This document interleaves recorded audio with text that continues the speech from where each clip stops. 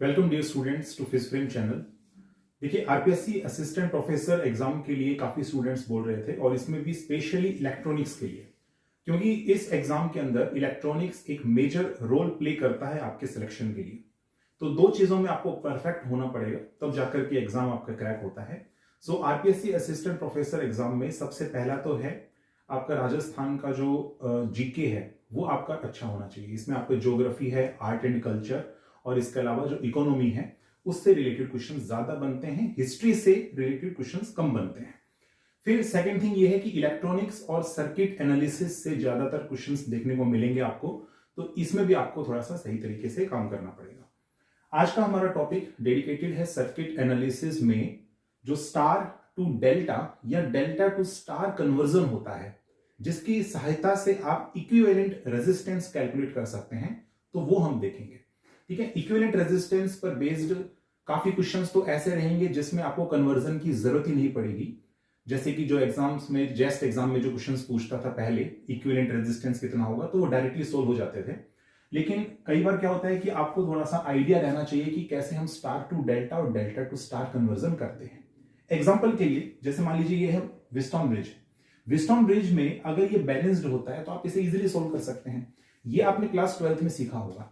जैसे कि 5 इंटू 5 कितना हो गया 25, और 10 इंटू 10 कितना हो गया 100। तो 25 और 100 तो इक्वल नहीं है। इसका मतलब ये जो ब्रिज है ये अनबैलेंस्ड है।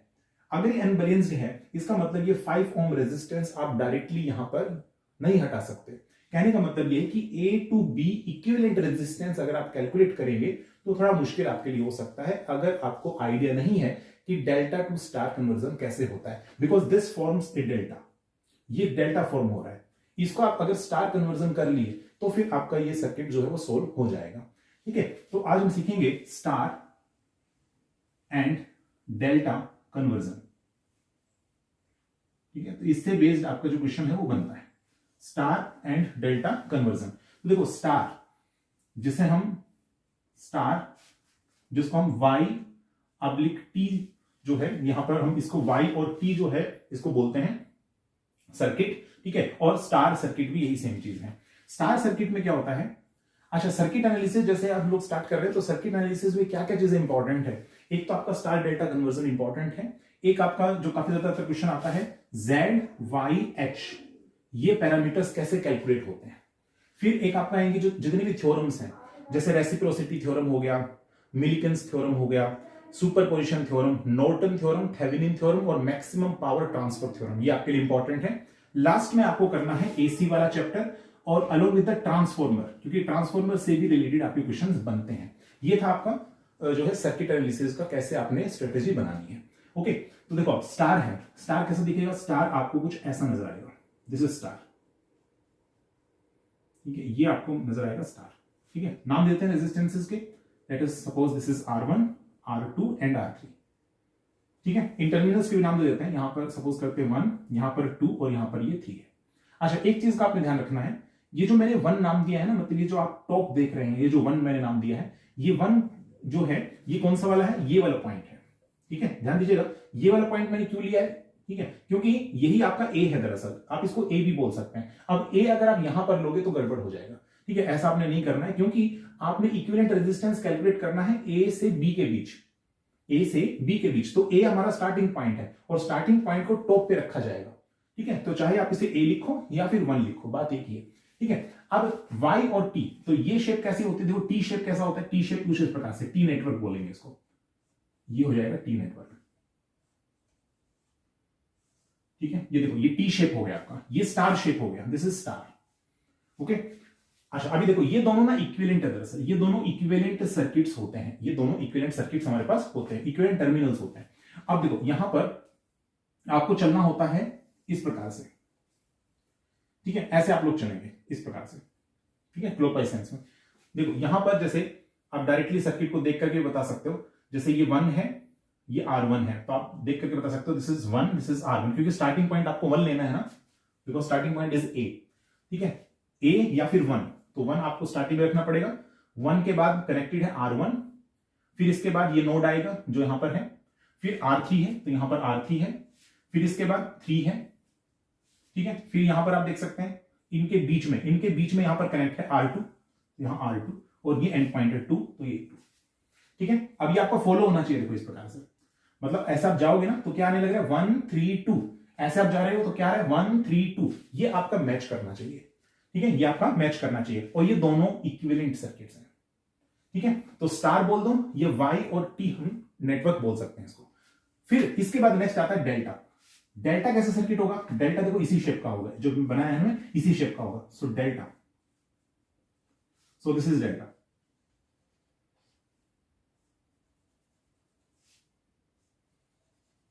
ये आपका हो गया डेल्टा। ठीक है ना, सो 1 2 एंड 3। अब इनके नाम मैं कुछ डिफरेंट दूंगा, क्योंकि जब आप स्टार से लेकर के डेल्टा में जाओगे या डेल्टा से स्टार कन्वर्जन करोगे तो आपको कुछ अलग नाम देना पड़ेगा। R1 R2 R3 तो आप नाम दे चुके हैं यहां पे, अब इनका कुछ नाम देते हैं। सपोज करते हैं this is RX, this is RY and suppose this is RZ। ठीक है, अब देखो ये इक्विवेलेंट होगा, किसके इक्विवेलेंट होगा? अब डेल्टा का दूसरा क्या है? पाई नेटवर्क।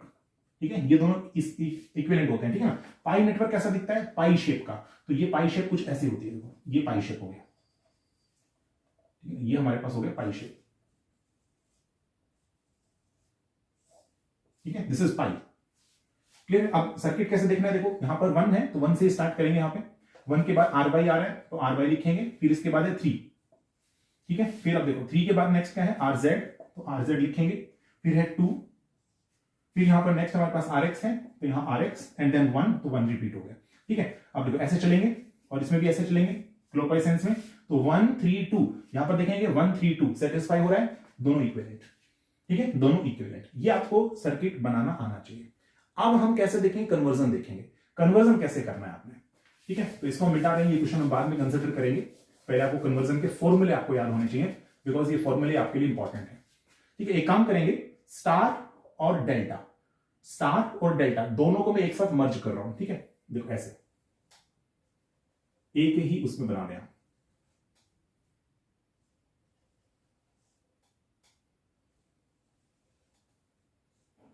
तो ये आपको कुछ ऐसा दिखेगा।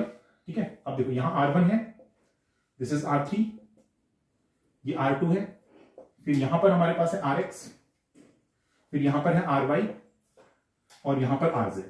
ठीक है, पहले तो ये कन्वर्जन आपने सीख लिया। ठीक है, अच्छा ऐसा भी हो सकता है किसी क्वेश्चन में कि बताइए जो हमारे पास टी नेटवर्क है, इस टी नेटवर्क से डेल्टा नेटवर्क में कन्वर्ट कीजिए, कन्वर्जन कीजिए। कैसे करेंगे? तो सबसे पहले आपको टी नेटवर्क को स्टार में कन्वर्ट एंड देन स्टार से फिर उसके बाद डेल्टा कन्वर्जन। तो ऐसे कन्वर्जन पूछ लेता है। ऐसे ही पाई नेटवर्क को आप स्टार नेटवर्क में कन्वर्ट कीजिए। तो पहले आप यहां से यहां आएंगे, देन उसके बाद यहां पर। ठीक है, चलिए अब हम लोग कन्वर्जन सीखेंगे। अब कन्वर्जन के फॉर्मूले हैं, देखो कन्वर्जन के फॉर्मूले हैं। जैसे कि पहला केस में लेकर के चल रहा हूं, केस नंबर 1। दो ही केस बनेंगे इसमें। ठीक है, star to delta, delta to star. तो पहले हम एक काम करते हैं, स्टार से डेल्टा जाते हैं, स्टार से डेल्टा जाते हैं। तो जब ये स्टार से आप डेल्टा जाओगे तो आपको फाइंड आउट करना होगा RX, RY और RZ, क्योंकि डेल्टा में यही इंक्लूड हो रखे थे। इनकी वैल्यूज R1 R2 R3 की टर्म्स में फाइंड आउट करना है। चलिए पहले देखते हैं RX। देखो RX यहां पर है। ठीक है, RX के सामने कौन कौन से रेजिस्टेंस है वो देखना है। RX के सामने है R1 और R2, R1 और R2। देखो RX है, RX के सामने कौन सा है? R1 और R2। ठीक है, इस नेटवर्क में तो हम लिखेंगे R1 प्लस R2 प्लस में अब होगा R1 R2 डिवाइडेड बाय, अब थर्ड रेजिस्टेंस कौन सा बचा? R3, तो यहां लिखेंगे R3। ये कन्वर्ट करने का फॉर्मूला है। ठीक है, फिर आगे देखते हैं RY। RY के सामने कौन सा है? R1 और R3, तो हम लिखेंगे R1 प्लस R3 प्लस में R1 R3 divided by R2। ठीक है, ऐसे R2 को देखना है, तो सॉरी RZ को ना, RZ, तो RZ हमारे पास हो जाएगा R2 प्लस में R3 प्लस में R2 R3 divided by R1। ठीक है, ये हो गया हमारे पास केस नंबर 1। और फिर हम देखते हैं केस नंबर 2। तो केस नंबर 2 हमारे पास होगा डेल्टा से स्टार कन्वर्जन। अब डेल्टा से स्टार कन्वर्जन होगा, इसका मतलब आपको फाइंड आउट करना है R1 R2 R3 in terms of RX RY RZ। ठीक है, जैसे R1 की हम बात करते हैं, यहां पर है R1। अब R1 किसके बीच में है? RX और RY के बीच में है, तो यहां लिखेंगे RX RY डिवाइडेड बाय, और तीन रेजिस्टेंस कौन से हैं इस डेल्टा नेटवर्क में? RX RY RZ। तो तीनों का सम करेंगे नीचे, तो RX plus RY plus RZ। ठीक है, फिर आगे देखते हैं R2 की बात कर रहे हैं। R2 जो है किसके बीच में है, तो R2 है Rx और Rz के बीच, तो लिखेंगे Rx Rz divided by Rx plus Ry plus Rz। ठीक है, फिर R3 की बात करेंगे, R3 किसके बीच में है, Rz और Ry के बीच, तो Rz Ry divided by Rx plus Ry plus Rz। ठीक है, ये कन्वर्जन आपको आने चाहिए।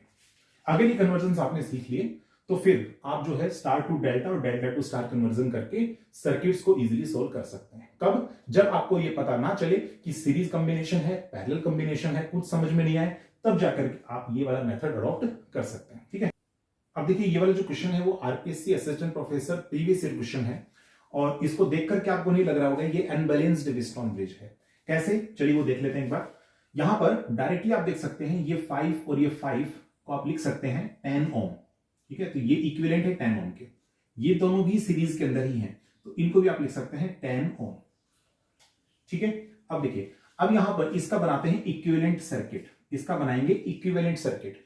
कैसे बनेगा, तो ए से बी, यानी आपको निकालना है R A B, equivalent resistance from A to B. ठीक है, ए टू बी, तो ए बी इक्विवेलेंट रेजिस्टेंस कितना होगा, तो ए से बी तक जाने के रास्ते आपको देखने होंगे। ए से बी तक जाने का एक रास्ता आपके पास ये है, दूसरा रास्ता ये है, और ये जो 5 ओम लगा हुआ है बीच में, ये इनके बीचों बीच है। ठीक है, तो देखो एक रास्ता आपके पास ये है जिसमें आपको क्रॉस करना पड़ेगा 5 ओम, देन 10 ओम, उसके बाद आप पहुंचेंगे बी पर। तो यहां पर ए है, यहां पर बी है, this is A, this is B. ठीक है, तो पहले हम गए 5 ओम, फिर हमें जाना होगा 10 ओम पर, and then we reach to the B. Okay, ये हो जाएगा हमारे पास 10 ओम। अच्छा, ये एक रास्ता है, दूसरा रास्ता कौन सा है, दूसरा है ये वाला 10 ohm 5 ohm, then you reach at the B. Okay, तो यहां पर हमारे पास हो जाएगा पहले 10 और फिर इसके बाद हमारे पास आएगा 5, और ये जो बीच में रह गया 5 ओम, ये किसके, इन दोनों के बीच में है। ठीक है, तो यहां पर ठीक बीचों बीच यहां कनेक्ट कर दें 5 ओम, दिस इज 5 ओम। क्लियर है, अगर देखो ये 5 ओम यहां पर होता तो हम डायरेक्टली इसको सोल्व कर सकते थे। कहने का मतलब ये है 5 और 10 15, इधर भी 10 प्लस 5 15, और बीच में ये 5, अब ये 15 15 और 5 किस में हो गए, पैरेलल में, तो हमारे पास ये सर्किट सोल्व हो जाता। बट अभी यहां पर व्हीटस्टोन ब्रिज बन रहा है, और वो भी कैसा, अनबैलेंस्ड, क्योंकि 5 into 5 does not equal to 10 into 10। Okay, तो ये हमारे पास है अनबैलेंस्ड व्हीटस्टोन ब्रिज। अब इसको आप कैसे सोल्व करेंगे, ठीक है, इसको कैसे सोल्व करेंगे, तो कहीं आपको ऐसा नजर आ रहा है यहां पे कि पाई नेटवर्क हो, या फिर डेल्टा नेटवर्क हो, स्टार नेटवर्क हो, या फिर टी नेटवर्क हो, कहीं नजर आ रहा है आपको, बिल्कुल। देखो यहां पर ना एक डेल्टा है, दिस इज ए डेल्टा। अच्छा, डेल्टा यहां पर भी है, डेल्टा, दो डेल्टा आपको मिल रहे हैं यहां पे, लेकिन किसी एक को ही कन्वर्जन की आवश्यकता है इनटू द स्टार। क्यों, क्योंकि ये 5 ओम इन दोनों में कॉमन है, तो किसी एक को कन्वर्ट कर लो, या तो ये वाला या फिर ये वाला। ठीक है, चलिए मैं ये वाला डेल्टा ले लेता हूं, दिस इज डेल्टा, इसको अगर मैं स्टार में कन्वर्ट अगर कर देता हूं, ठीक है ना, अगर मैंने इस डेल्टा को स्टार में कन्वर्ट अगर कर दिया तो कैसा नजर आएगा, तो मुझे कुछ ऐसा नजर आएगा। ठीक है, मतलब अगर मैं इसका इक्विवेलेंट सर्किट बनाऊं तो मेरे को कैसा नजर आएगा, यहां पर this is A, and then इसके बाद आपको यहां पर होगा, यहां एक रेजिस्टेंस लगेगा। ठीक है, यहां पर एक और रेजिस्टेंस, और यहां पर एक और रेजिस्टेंस। ठीक है, फिर इसके बाद नेक्स्ट हमारे पास आ जाएगा ये 10 ओम, तो ये 10 ओम रहा, फिर इसके बाद यहां पर 5 ओम, ये 5 ओम, एंड देन बी। ठीक है, तो ये तो 10 ओम है, ये 5 ओम है, बट ये तीन कितने होंगे, इनकी वैल्यूज क्या होगी, ये हमें नहीं पता। तो क्योंकि हम डेल्टा से स्टार में कन्वर्जन कर रहे हैं, तो फॉर्मूले आपको वो याद करने होंगे जो मैंने थोड़ी देर पहले आपको बताए थे। ठीक है, देखिए कैसे करेंगे, सपोज करते हैं इसको हम लोग डिनोट कर देते हैं R1, इसको R2 और इसको R3। So you have to find out this values. So R1 कैसे फाइंड आउट करेंगे, R1 यहां पर है, देखो, ठीक है, मतलब इनके ठीक बीचों बीच, मतलब कहने का ये है कि इसी चीज को मैं ऐसा लिख सकता हूं, यहां पे ऐसा बना सकता हूं, यहां पर ऐसा, this is your R1, this is your R2 and R3। ठीक है, देखने से आपको पता चल रहा है R1 किसके बीच में है, R1 है इस 5 और इस 10 के बीच में है, तो हम क्या करेंगे 5 इंटू 10, ठीक है, 5 into 10 divided by 5 plus 10 plus 5, तो 5 प्लस 10 प्लस 5, तो ये आपका चलेगा 50 डिवाइडेड बाई 20 यानी 5/2 ओम। ठीक है, नेक्स्ट इसी प्रकार से R2 कितना होगा हमारे पास, R2 हो जाएगा, R2 किसके बीच में है, 5 और 5। ठीक है, तो यहाँ पर 25 डिवाइडेड बाई 20 यानी 5/4 ओम।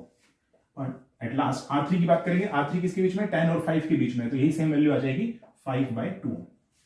क्लियर है, अब आप R इक्विवेलेंट निकाल सकते हैं। सो RAB कितना होगा, तो देखो ये R1 प्लस करेंगे, किसके साथ प्लस करेंगे, जो इक्विवेलेंट इसका बनेगा। इसका इक्विवेलेंट कैसे बनेगा, तो यहां पर आप लिख सकते हैं R2 + 10, ये दोनों हमारे पास होंगे इसके अंदर सीरीज में। यहां पर होगा R3 प्लस में 5, ये दोनों हो जाएंगे हमारे पास सीरीज में, और ये आपस में पैरेलल है, तो यहां पर पैरेलल। ठीक है, R1 की वैल्यू कितनी है, सो R1 की वैल्यू है 5/2, R2 की वैल्यू है 5/4, ठीक है, और R3 की वैल्यू है 5/2। ठीक है, 5/4 + 10 कितना हो जाएगा, 45/4। ठीक है, 45/4, और ये कितना हो जाएगा, ये हमारे पास हो जाएगा 15/2। ठीक है, सो 15/2, दोनों का पैरेलल कॉम्बिनेशन। ठीक है, फॉर्मूला हमारे पास होगा R1 R2 divided by R1 + R2, so 45 divided by 2 into 15 divided by 2। ठीक है, एंड दोनों को सम करेंगे तो 45 + 15 divided by 2 and then sum with 5/2। ठीक है, इसको आप आगे सोल्व कर लेना, ये इजी है। ठीक है, जस्ट कैलकुलेशन करना है और ये सर्किट आपका सोल्व हो चुका है। एक और एग्जांपल देखते हैं। देखिए, इसी तरह का एक और एग्जांपल हम यहां पर कंसीडर करते हैं, ये भी प्रीवियस ईयर क्वेश्चन ही है। सो इसमें डायरेक्टली आप सोल्व नहीं कर सकते हैं equivalent resistance between A to B without conversion. तो आपको क्या करना होगा, सबसे पहले ये देखिए, ये R और ये R, ये बनाएगा हमारे पास 2R, और सिमिलरली यहां पर भी देखेंगे तो R + R बन जाएगा 2R। देखो, अब यहां अगर ये 2R बन गया तो आप देख सकते हैं ये एक डेल्टा है, यहां पर देखेंगे अगर ये 2R बन गया तो ये भी एक डेल्टा है। तो क्या दोनों डेल्टा को सोल्व करना पड़ेगा इनटू द स्टार, या फिर किसी एक से काम चल जाएगा, तो यहां पर एक से काम नहीं चलेगा, दोनों को ही कन्वर्ट करना पड़ेगा। क्यों, क्योंकि ये दोनों जो डेल्टा बन रहे हैं इसमें कुछ कॉमन रेजिस्टेंस नहीं है। ठीक है, एक भी ऐसा रेजिस्टेंस नहीं है जो इन दोनों में कॉमन हो, तो आपको ये दोनों डेल्टा जो है वो अलग अलग सोल्व करना पड़ेगा। लेकिन इसमें आपका काम कम हो गया, क्यों, क्योंकि ये जो डेल्टा है, ठीक है, जिसमें 2R रेजिस्टेंस R और ये R है, इसमें भी सेम कहानी है, 2R है, R है और R है। ठीक है, तो ये जो डेल्टा बनेगा और ये जो डेल्टा बन रहा है, दोनों क्योंकि सेम है, इसलिए जब इसका स्टार कन्वर्जन होगा तो वो स्टार्स भी आपके सेम होंगे। तो किसी एक को कन्वर्ट कर लो, कहने का मतलब ये, तो यहां पर कन्वर्ट कर लेंगे तो ये ऑटोमेटिक आ जाएगा आपके पास, और फिर आप सोल्व कर सकते हैं इसको। ठीक है, देखो यहां पर ये जो बनेगा आपका इक्विवेलेंट सर्किट, वो कैसा दिखेगा, पहले तो ये आप देख लीजिए इक्विवेलेंट सर्किट, क्योंकि ये एक डेल्टा है, इसको आप ऐसा बना सकते हैं ना, यहां पे दिस इज 2R, सेम यहां पर है, दिस इज 2R। ठीक है, तो अब आप यहां से इसको हटा दीजिए, क्योंकि मैंने इसको लिख दिया 2R, यहां पर भी सेम कहानी, मैंने इसको लिख दिया 2R। ठीक है, अब ये एक डेल्टा, ये एक डेल्टा, स्टार्टिंग पॉइंट यहां पर है। देखो ये, क्योंकि RAB आपने फाइंड आउट करना है, इक्विवेलेंट रेजिस्टेंस बिटवीन AB, तो A यहां पर है, तो दिस इज नेमिंग एज 1। ठीक है, यहां पर आपने इसको 1 नाम देना है, यहां पर भी सेम कहानी, यहां आपको 1 नाम देना पड़ेगा। ठीक है, ये आपका कैसा है डेल्टा, ये आपका डेल्टा है कुछ इस टाइप से, देखो ये डेल्टा कुछ इस टाइप से, दिस इज योर 1। ओके, और आप देख सकते हैं यहां पर आपको दिख रहा है R, यहां पर दिख रहा है आपको 2R, और यहां पर R। इसका अगर आप कन्वर्जन करेंगे तो कन्वर्जन आपको कुछ कैसा नजर आएगा, कन्वर्जन कुछ ऐसा नजर आएगा, देखो ठीक, ऐसा नजर आएगा। इसका कन्वर्जन तो कुछ ऐसा नजर आएगा, दिस इज योर 1। ठीक है, या आप A भी कह सकते हैं, क्योंकि A 1 ही है दरअसल। ठीक है, अच्छा अब देखो यहां पर जो है ना, आप एक काम कीजिए, R1 नाम दे दो, यहां R2 नाम दे दो, यहां R3 नाम दे दो। ठीक है, फिर इसके बाद नेक्स्ट है R, तो यहां मैं R नाम दे रहा हूं, ये R रेजिस्टेंस, नीचे भी R रेजिस्टेंस है, तो नेक्स्ट यहां R रेजिस्टेंस है, और अगेन इस डेल्टा का जब स्टार कन्वर्जन होगा तो सेम आपकी कहानी यही सेम टू सेम बन जाएगी। तो इसका मिरर इमेज बना दो,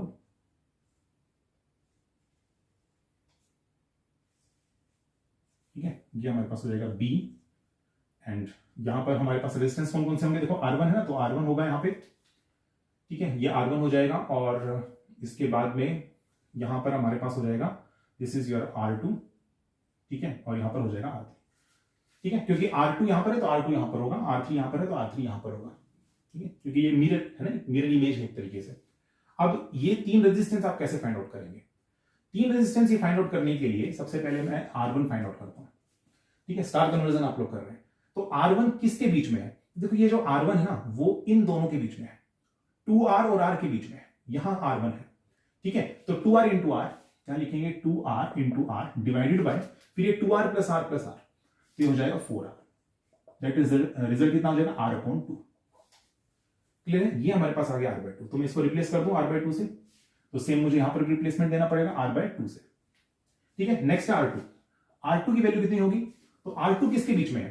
ठीक है, तो यहां पर अगर मैं बनाऊंगा तो ये R2 जो है वो 2R और R के बीच में है, इन दोनों के बीच में।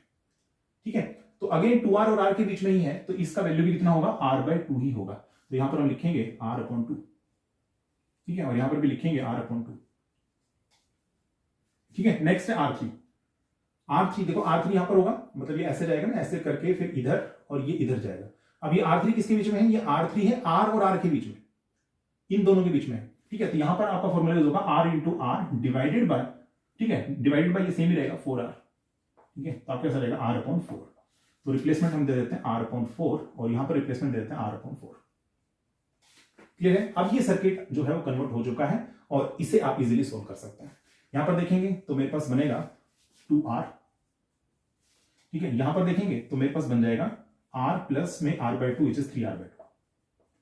ठीक है, अब ये दोनों हमारे पास किसमें है? पैरेलल में है। सो 2R इंटू में 3R/2 divided by 2R plus 3R/2। ठीक है, तो रिजल्ट कितना आ जाएगा आपके पास में? रिजल्ट आ जाएगा, ठीक है, 3R² डिवाइडेड बाय 1 इंटू में 2 डिवाइडेड बाय 7R। ठीक है, इसे कन्वर्ट हो गया, तो मेरे पास आ जाएगा यहां से 6R/7। तो ये कन्वर्ट हो गया आपका 6R/7। अब ये 6R/7 ऐड करेंगे R/2 plus R/2 which is R। ठीक है, तो रिजल्ट आ जाएगा आपके पास में, यहां पर आ जाएगा 13R/7। ठीक है, इतना आपके पास रिजल्ट है। ठीक है, so this is your result. अब एक क्वेश्चन मैं आपको देता हूं होमवर्क, और इसमें आपको गिवन है एक पाई नेटवर्क। ठीक है, यहां पर आपको एक पाई नेटवर्क दे रहे हैं हम। This is a pi network. Suppose करते हैं ये हमारे पास है 3 ohm, this is 4 ohm and this is 4 ohm. ठीक है, आपको क्या करना है? इस सर्किट को सोल्व करना है, कन्वर्ट करना है इनटू द स्टार। ठीक है, तो मतलब आपको पाई से स्टार कन्वर्जन, ठीक है ना, स्टार कन्वर्जन करना है, पाई से स्टार कन्वर्जन। देखो, अगर आपने आज का लेक्चर देखा है तो आप इजीली इसको कन्वर्ट कर पाएंगे। चलिए मैं थोड़ा सा आपको हिंट दे देता हूं। यहां पर देखो ऐसा होगा, समथिंग कुछ ऐसा आ जाएगा, ये होगा इसका स्टार इक्विवेलेंट। ठीक है, ये इसको R1 नाम देता हूं, इसको R2 नाम दे देता हूं, इसको R3। ठीक है, ऐसा आपको नजर आएगा, ये R1 R2 R3 इसका इक्विवेलेंट है। मैंने दोनों को मर्ज कर दिया, तो पाई टू स्टार कन्वर्जन आप लोग कर रहे हैं। अब आपका क्वेश्चन क्या है? क्वेश्चन ये है, कोई भी आप एक रेजिस्टेंस ले लो, सपोज करते चलो R2 ले लिया मैंने, है ना, दिस इज R2। तो R2 का वैल्यू कितना होगा जब आप इस पाई नेटवर्क को स्टार कन्वर्जन दे रहे होंगे? उस समय पर इस R2 की वैल्यू क्या होगी आपने फाइंड आउट करना है। 4 ऑप्शन भी दे देता हूं मैं, ताकि इजीली आप जो है कमेंट सेक्शन में मुझे बता सकें। सो ऑप्शंस आर 12/11, 14/11, 16/11 या 18/11। ठीक है, तो ये आप मुझे बताएंगे इन द कमेंट सेक्शन। तो होप आपको जो लेक्चर है वो समझ में आ गया होगा। इसमें हमने स्टार डेल्टा कन्वर्जन किया, और कल हम क्या करेंगे? सिंपल सर्किट्स लेंगे, जिसमें हमें आर इक्विवेलेंट जो है वो सोल्व करना है। ठीक है ना, आर इक्विवेलेंट जो सोल्व करेंगे, सिंपल सर्किट्स में भी कई बार पहचानना मुश्किल हो जाता है, तो ऐसे क्वेश्चंस को हम लोग कैसे टैकल करें वो हम कल की क्लास में देखेंगे। तो अगर आपको आज का लेक्चर अच्छा लगा तो आप इसे लाइक कीजिए, कमेंट कीजिए, शेयर कीजिए, चैनल को सब्सक्राइब करना ना भूलें। नेक्स्ट लेक्चर में मिलते हैं। Thank you.